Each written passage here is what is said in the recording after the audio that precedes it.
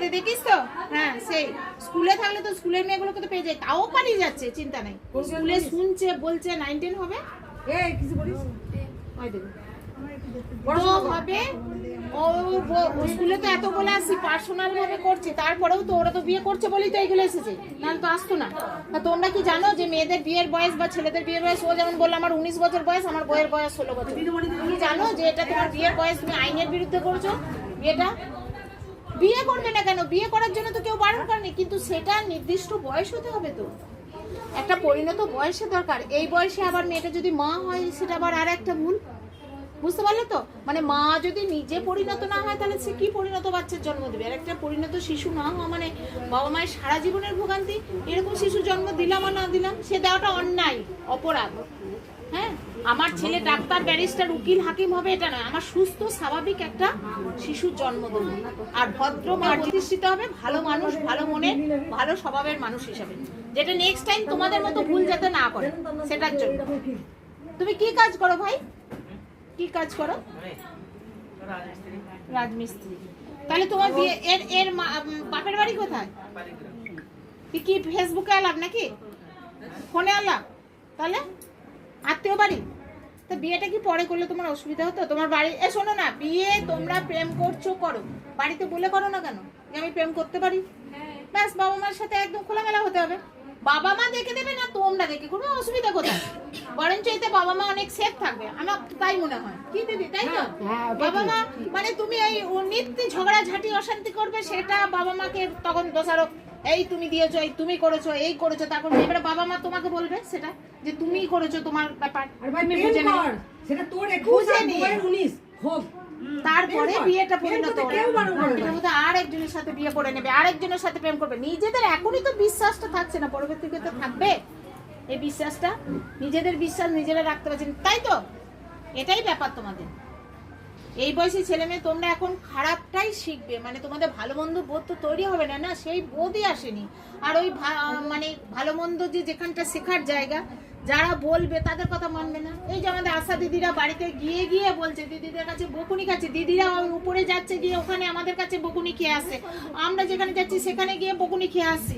তা তোমাদের জন্যই তো বলো, আমরা তো সব ঘরে ঘরে দিদিরা বলছি, আশা দিদিরা বলছে, আমরা ব্লক থেকে ছুটে আসছি, ডিস্ট্রিক্ট থেকে ছুটে আসছে। তা তোমাদের এই জিনিসটা রোধ করার জন্য তোমরা কি শুনছো আদৌ আমাদের কথা? কতদিন বিয়ে হয়েছে তোমার? 1.5 বছর। বেশ, 17 বছর বয়সে 1.5 বছর বিয়ে করেছে। কখন বিয়ে করেছে? মানে কথা বলতে শিখেছে, বিয়েটা করেছে, মানে কথা বাবা মা বেরিয়েছে মুখ দিয়ে, বিয়ে ব্যাস সঙ্গে সঙ্গে। বেশ, তাই হয়েছে, বাচ্চা হয়নি তো?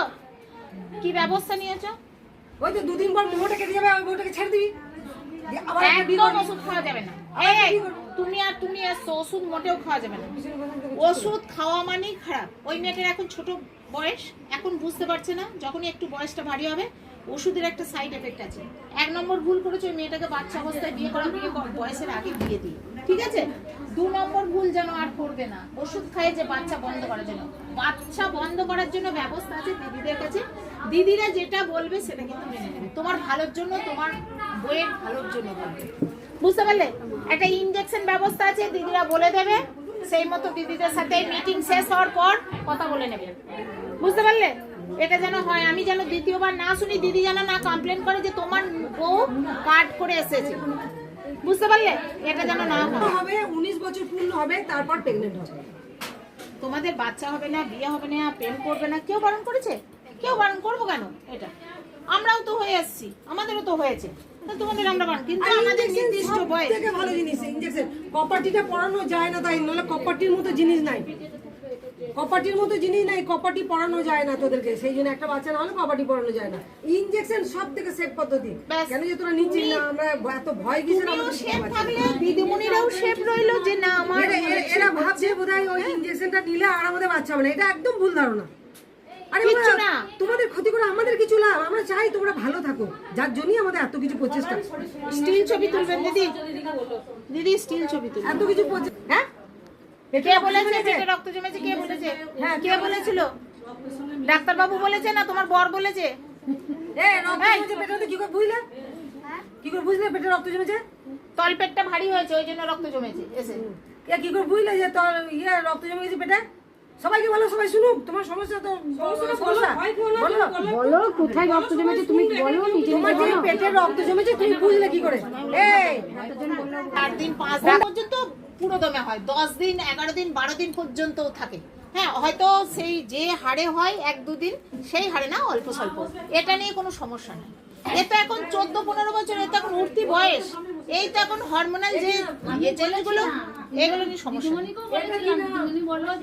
তাও রক্ত জমে গেছে পেটে বলছি কেন? রক্ত জমে গেছিল তো, কিভাবে রক্ত জমেছে? মানে ওষুধ খাই দিয়েছিল। হ্যাঁ, কি দিয়েছিল? বন্ধ হওয়ার ওষুধ? হ্যাঁ, ওষুধ খাই দিয়েছিল ওর মা। ও, তাহলে ওর মা ডাক্তারি করেছে? হ্যাঁ, দিয়ে আমার পেটে জল